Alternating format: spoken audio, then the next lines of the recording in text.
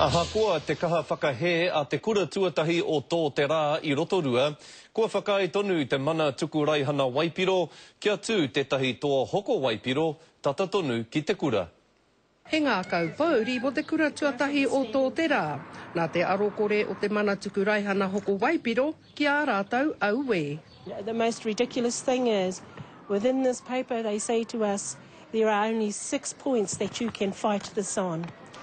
None of those points include the social issues, none of those points include the academic issues, the educational issues of our tamariki who live this. There's more money spent on alcohol and drugs than there is on bills and food. And that's a sad fact.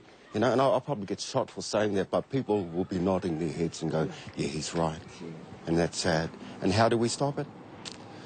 Well, I'm stumped now what to do next. I ngā wiki kua hipa I kaha tukua a rātau whakahe ki mua tonu I taua komiti me te kamupene Harman Trading. Koea nei te kamupene e tono ana mō taua raihana. This outlet will be within 1 kilometre of our children.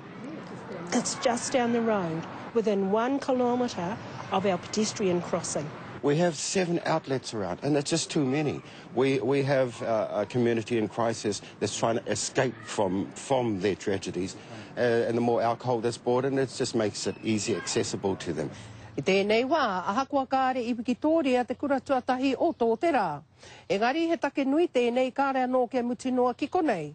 O ti rā ka pira hia anō, a ngā rā kei te tūmai. So I ask our Māori leaders, you know, get off your nice pretty seat and get down in the gutter with us and let's help clean this up.